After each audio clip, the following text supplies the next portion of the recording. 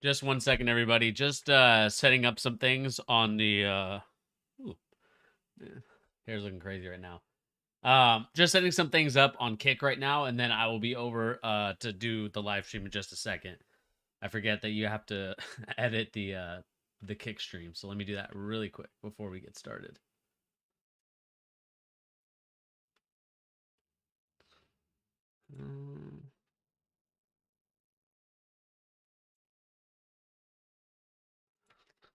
Sorry, let me give me 1 second here. Let's just make sure we're live on all platforms. Okay. He deserved it. Yeah, we'll get right into that.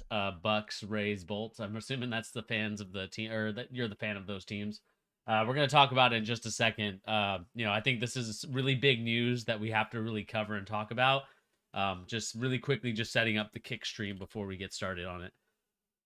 Because I do have to go since it is Mother's Day. Hopefully, you guys do wish your mother a happy Mother's Day. Whether you have a good relationship or a bad relationship with them, just always make sure to just reach out and let them know that to have a happy Mother's Day, man. But let me do this really quick before we get going. Hit stream info. All right. There we go. That's set up. Let me just make sure we're live on Twitch.tv.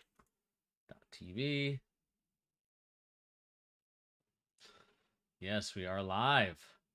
All right. We're live on all platforms.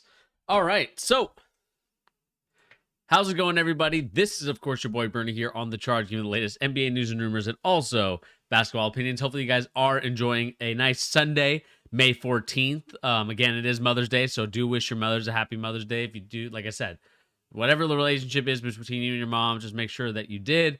But let's get started talking about the news. And like I said, before we do that, please remember to hit that like, share, and subscribe button if you're new to the channel.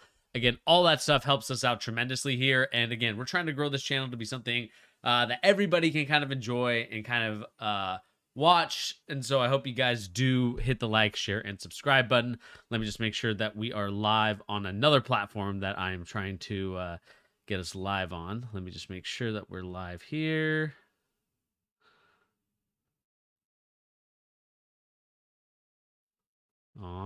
Let's see here. Hang on, and I will let me re-record that. We don't need that in there. Let's see here, copy link.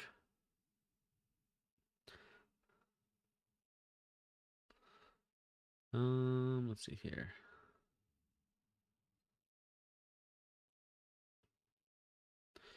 All right, let us get started here on The Charge. Again, like I said, remember to hit that like, share, and subscribe button if you're new to the channel. But let's go on talking about Ja Morant. Suspended from the Grizzlies and all activities. So this morning, we come to find out that Ja Morant has been suspended by the Grizzlies after a Instagram live video showed him holding a gun. The Grizzlies statement reads, "We are aware of the social media video involving Ja Morant. He is suspended from all team activities pending a league review. We have no further comment at this time. We know that he was suspended 8 games beforehand after the video surfaced of him doing the things they did at the nightclub." And, I think that this to me is just a player that, again, he needs to, I believe, figure out a way to I said trade Ja. To me, like, the biggest thing with Ja Morant is that he needs to understand like where he is and where he came from and all these other things like that. From everything that I've read up on, everything that I've seen, he's not a guy that is from the hood. He has 2 household parents that love him very much. Like, he grew up in a very, like, I believe he went to a private Catholic school, if I'm not mistaken, too. Like, again, and that doesn't mean to say like that warrants someone to have a different lifestyle or to like put them in a box and things like that. But he's been given a lot of opportunity to not have to deal with the guns and whatever else that he's doing with. To me, like, what this screams is that he is still very immature. Like, he seems to be younger than he is. I think he's 21, 22. Like, he's really like 17, 18 in what it feels like. And I think the one thing that he will regret when he thinks about this in the future, when he really thinks about it and thinks about the past, like when he reflects on his life, the money he could have made by making the first team or whatever team that, whatever the all NBA team that he would have made significantly more amount of money than anything else. And when you think about generational wealth, like that to me is like one of those things where like your daughter, who you have right now, right? And if you want more kids, you can have more kids. But like that's money that could go to them in the future, and that's money that can carry on for generations from here on out. That is the thing. He's 23 now. Like to me, there's no excuse as a 23-year-old to be acting the way that he does. I know that in society, sometimes we can act a little bit younger than we really should be. But at the end of the day, he's a 23-year-old. He's been in the league for a couple years now. He knows right from wrong. He's in this, I believe he was in the same draft class as Zion Williamson. And he needs to show all these teams, if the Grizzlies decide to keep him, they keep him. If they decide to trade him, they trade him. But he needs to show that these teams that he is fully responsible. He really needs an older player, like a Steven Adams. Like he needs, maybe Steven Adams is doing a good job, but he needs an older veteran player to kind of like ring him in and just tell him like, hey, dude, like this isn't the way to do things. Because at the end of the day, John Morant is a talented player. We know what kind of acrobatics he can do. He still has a lot of things to improve on in his game. And, just like a guy like Russell Westbrook, not to like pick on a guy like Russell Westbrook, but because Russell Westbrook has done nothing wrong. He's a great family guy. Like he's a good dude. My thing with him is that if he's not going to work on his game, he's going to continue doing the things that he does. It's going to be, to me, like Allen Iverson 2.0. It's going to be like these other great players that were super talented, had all the skills in the world, could score at any 3 levels or whatever levels he could score at.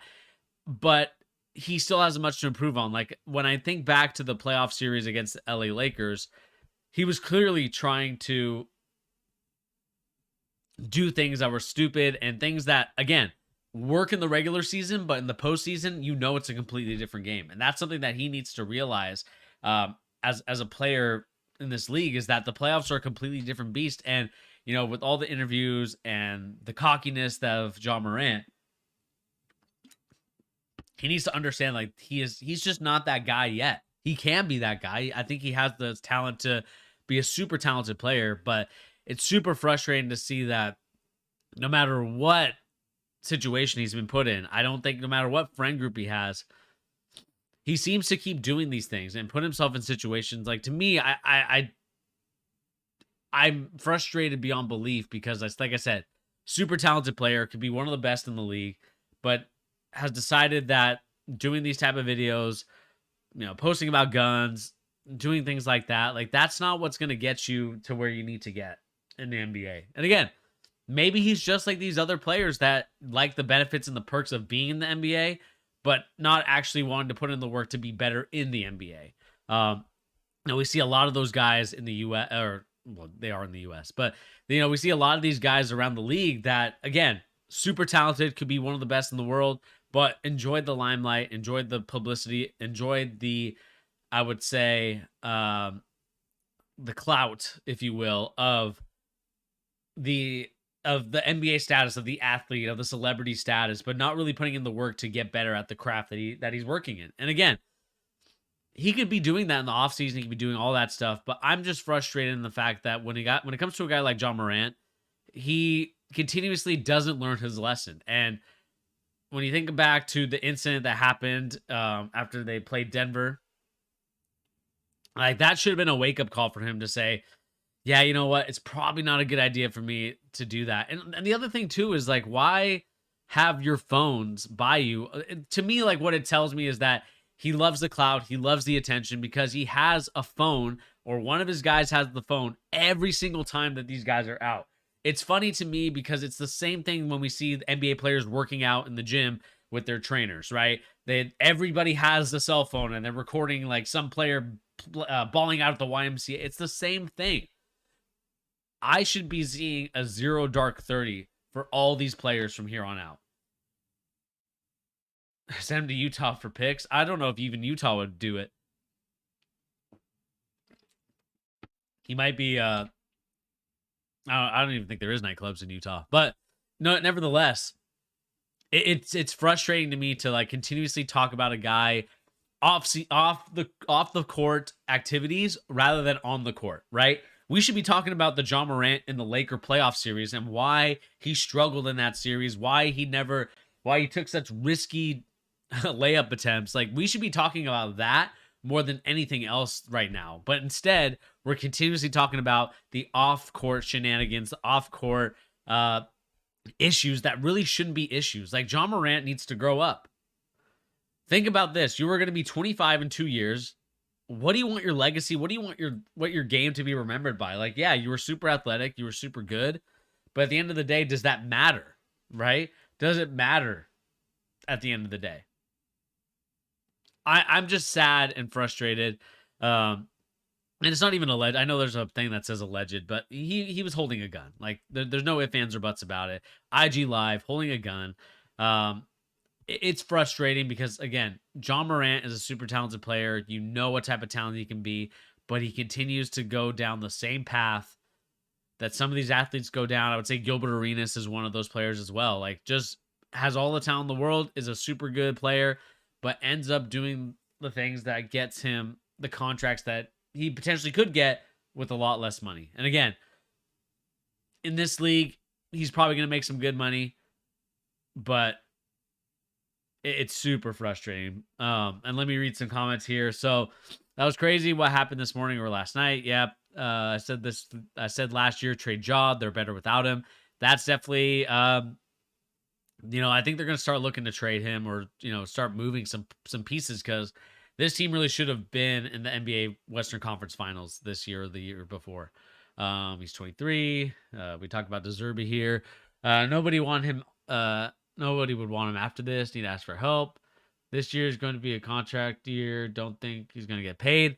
Well, I just think there's going to be a lot of stipulations and a lot of clauses in his contracts. Like, that's the thing that these guys don't realize when they do things like this. Even Zion Williamson, for a different reason, will have clauses in his contract, obviously for the weight and stuff like that. Like, that's his clause in his contract. For John Morant, it's going to be, if you have any type of negative media attention against you, we have the right to suspend you. And that's something that John Morant needs to understand when you really think about moving forward with contracts, is that you don't want these stipulations in your contract. There's a reason why Kyler Murray has a stipulation in his contract, and I know they took it out at the end of it, but still, he had it in his contract. Like, you had to study the plays. It's the same thing here. When you think about John Morant, like, he's going to have stipulations in the contract that says, if we see you on an IG video holding a gun, or you even brandish a gun on any type of platform, no matter what it is, we have the right to not pay you. And that's something that he's got to think about. Like, in every contract from here on out, that's going to be something that these players and these contracts for John Morant in the future, that's what they're going to include in the stipulation. There's a reason why, more now than ever, these NBA owners and GMs are wanting to see the players' Twitter history, their Instagram history, why they want them at the NBA Combine so they can interview them and scout them and talk to them and do all the measurements and do all the medical history stuff. There's a reason why there's more and more of that, because we are now seeing these players do things that aren't warranting, to me, like, don't give a reason to why these teams need to put stipulations in your contracts. Don't be the reason why these NBA teams now have to create, like, the John Morant clause or the Zion Williamson clause. And I know Zion Williamson is a good kid and is not going to do any of the stuff that John Morant's doing. But there's a reason why these players, like, coming up now, like even Ben Simmons is in this category of why there's now clauses and stipulations in the contract. And let's see here. Bucks, Ray Bolts, you said, or team break contract, making him a free agency. I don't think they would ever do that, because if they did, they would be losing out on a ton of money, which I know they're going to pay him. But at the end of the day, they just don't want to give this guy any type of situation to where he can, like, brandish a gun and be suspended and, like, make all the money. I'm sure what they'll do. And I don't think he'll be out of the league soon. I think if he does this again and he's like 27, 28, then he will have, like, maybe one contract left. Like, I think that's kind of what it is. But at the end of the day, what it will boil down to for John Morant in the future is, what do you want to be remembered by? Do you want to be remembered as the kid or the guy that would just brandish guns and get suspended and never play a basketball game and be known as, hey, you're the guy that just keeps going on IG Live and showing off your gun.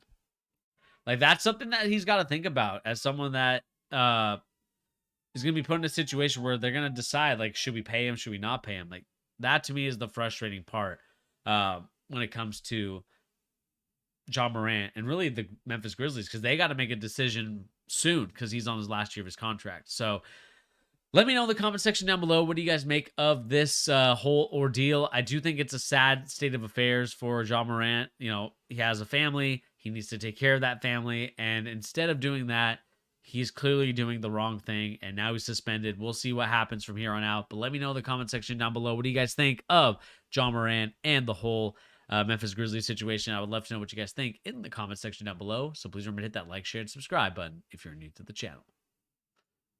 All right, let's shift gears really quick before we get going. Bucks Ray Bolch, he said, I hope he gets a nice, or gets more. I think he will. I think he'll probably get like 20 games or something like that. I just feel like it's going to be something big, and he has to really start thinking of the consequences of his actions. Something that I don't think that these players understand. Like, everything has a reaction, like, no matter what it is.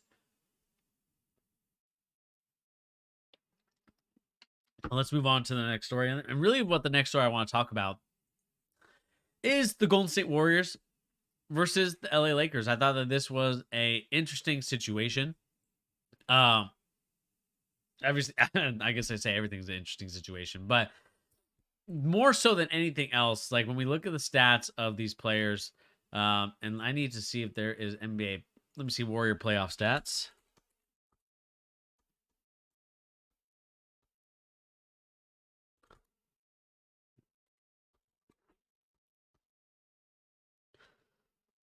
And really start to think about the shooting percentages of all these players. Let us start by talking about this whole situation. So, we all know that the Golden State Warriors lost to the Los Angeles Lakers in 6 games, and it was really at the end of it, this team has to rebuild in a completely different direction. Anthony Davis and LeBron James absolutely decimated this team. And really, when you think about the whole situation at hand, this was probably one of Steph Curry's, and really to me, Klay Thompson's worst run at an NBA Finals in recent memory. Klay Thompson, and I want to just kind of highlight him more than any other player in this thing. In the playoffs, he was a huge disappointment. Like, if we really think about all the games that he played against the LA Lakers, he only had only one great game. And that was, I believe, the game that they won. I can't remember what game this was. This was the, I'm trying to think what this was. This was game 2 of the NBA Finals. It was a sad state of affairs because at the end of it, Klay Thompson, in the final game, in an elimination game, shot 16% from 3. I'm talking 1-6. Klay Thompson is no longer the two-way player that he once was 6 years ago. And there's a lot of reasons as to why that is. Age, the injuries to his feet and his legs.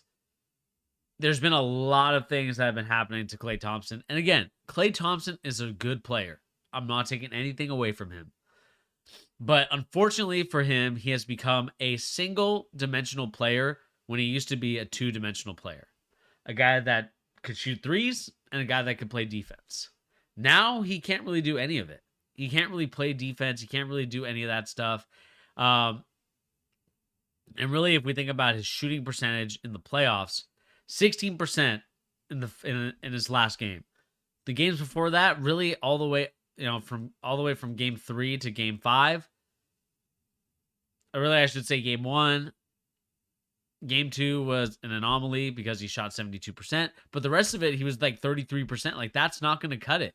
Like, yeah, he had one good game, which was game, I believe, game number 2, he was 11 for 18. Like that was a classic Warriors 3-point barrage. They're gonna have to start making some decisions, and I just think you can't bring these guys back together again. Klay Thompson, again, becoming a one-dimensional player is tough, and I think that they need to look to trade him or move on from him, because at the end of the day, like, he's a great player. Obviously, I think highly of him as a shooter, but if you need him to be like your second best guy in the team now, I don't think he has that ability to do it anymore. And that's not a shot at him. That's not a shot at him. Really what it is. Oops. Really what it is just that he's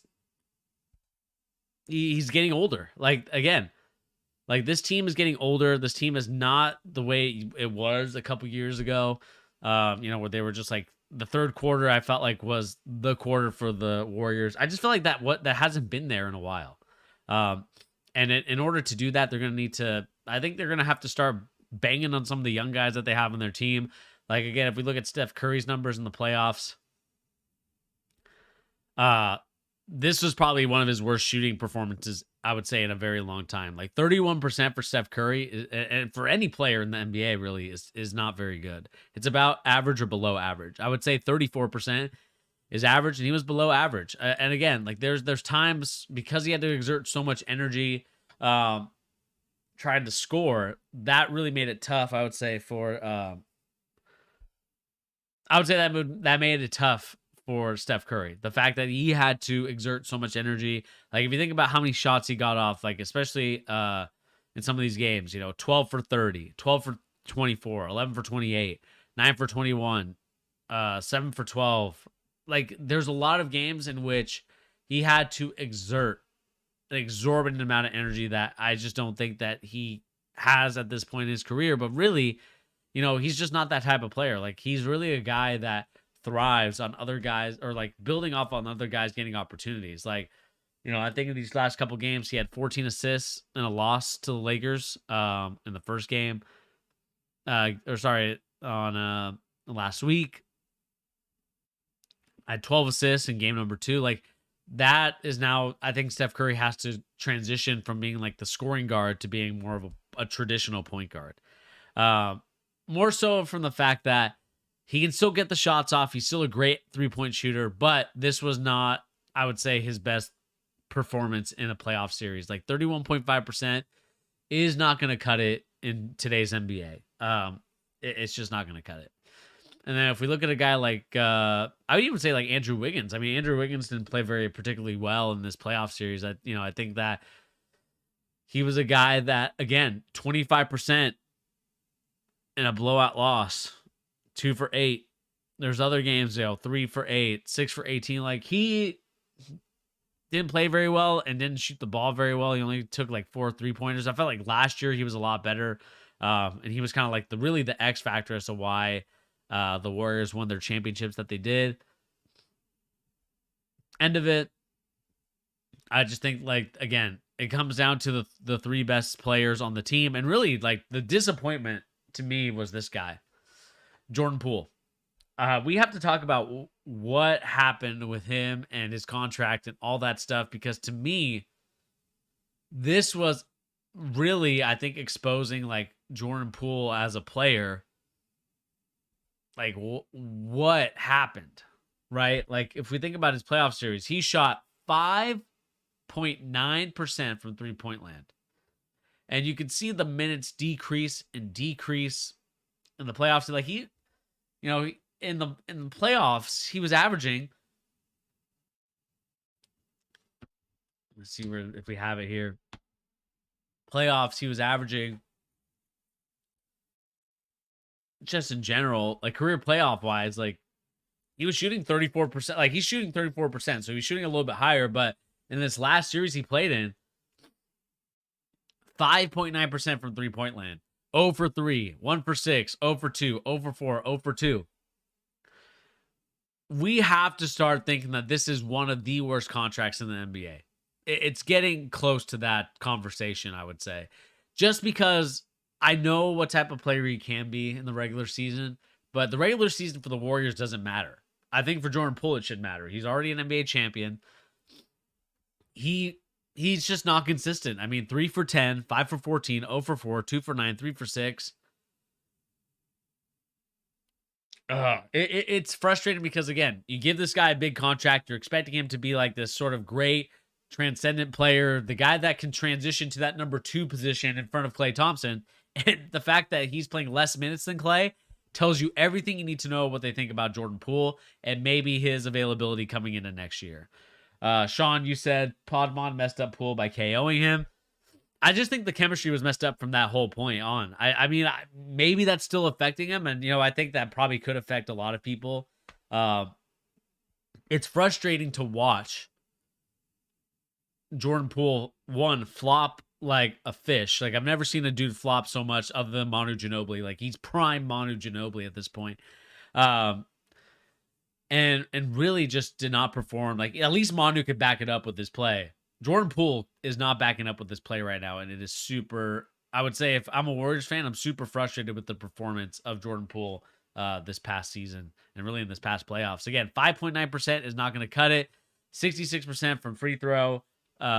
Only really, like, think about this. He only shot 3 free throws in the whole playoff series against the Lakers. That is not good.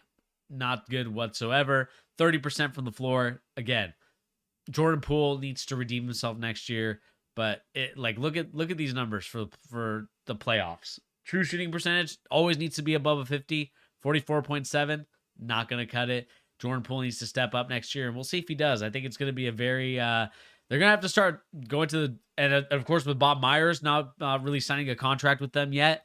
As the GM of the Golden State Warriors, that's also a concern too, because you have no idea who's going to be pulling the strings and helping along the way, like what they think the Warriors can do to still maintain this level of success and really transition from the Steph, Klay, Draymond era to the next era of whatever it is. And speaking of Draymond, let's look at his numbers. Again, not going to be a guy that shoots a lot, but the other stats to me signify everything. Rebounding wise, he was okay, except for game. I can't remember what game this was. This was game number 3. Didn't really rebound the ball particularly well. Well, I think this was when he got kicked out of the game. But like, Draymond Green's numbers have gone down too, and that's something that the Warriors have to decide too. Is he going to be the guy that you keep around? I think you have to get rid of a couple guys, in my opinion. And again, just in my opinion, the players that I would get rid of in this order are 1, Klay Thompson, 2, Jordan Poole, 3, Draymond Green. And the reason why I just say get rid of Draymond Green is because contract-wise, it makes sense. He can opt out of it. I'm sure he wants the money. I'm curious to see if he's going to stay. Like, I don't know what his agent... I can't remember. I think he signed with Clutch. So I don't know what Rich Paul is going to make him do. In terms of, does he think that, Draymond Green has a future in LA? Or sorry, well, he might have a future in LA. But does he have a future in Golden State? If not, and he could make more money elsewhere, I think that's what he does. And so that's something that the Warriors are going to have to look at and decide moving forward. Is Draymond Green going to give them the production that they need? Again, he was shooting a lot better 3-point percentage like years back. But at the end of the day, this is going to be in a very interesting situation for the Warriors. And again, Draymond Green, I think, is starting to transition from being an NBA player to media, which is fine. I think that he's kind of entered that part of his life, and I think we have to respect that. But the only thing that you have to think about now is, for Draymond, what is the next move for you? Is it to be, someone that's on the sidelines, being on TNT, ESPN, or is it really to be an NBA player, progress your game, and really work on it? I think that's something that he's going to have to decide for himself. And I'd love to know what you guys think in the comment section down below. And let me know what you guys think of the Denver Nuggets versus LA Lakers series. Who's going to win that one? That's going to be a very fun one to watch. I know that the Celtics are going to play in a little bit, I believe at 12. Hoping for my Celtics to win. If not, it's going to be a very interesting conversation on a podcast to talk about moving forward. But I do expect them to get the win and play the Miami Heat. And let's give a shout out to the Miami Heat. You know, no one really thought that they were going to make it. As soon as they lost the Atlanta Hawks in the playing game, I was like, you know what? This is probably it for the Miami Heat. They had a good run. Now they got to go back to the drawing board and see what they can get in terms of players and things like that. But they really proved everybody wrong. They're playing very well. But we'll see what happens with that team. But shout out to Eric Spoelstra and the Miami Heat. Shout out to Jimmy Butler as well. Balling out, doing their thing. But anyway, guys, like I said, my name is Bernie. Thank you once again for joining me here on The Charge, giving the latest NBA news and rumors and also basketball opinions. Let me know what you guys think about the Warriors in the comment section down below. Are you a believer? Are you not a believer? I'd love to know what you guys think. And anyway, guys, like I said, The Charge Podmond. Oh, The Charge over Podmond. Yeah, man, you know, we try our best. I actually wouldn't mind interviewing Draymond. I would love to get his perspective on the NBA. So if anybody can make that happen for me, I would love to interview Draymond Green. But anyway, guys, like I said, my name is Bernie. Thank you once again for joining me here on The Charge. Give you the latest NBA news and rumors and also basketball opinions. Anyway, guys, like I said, my name is Bernie, and I'll catch everybody on the next episode. Peace.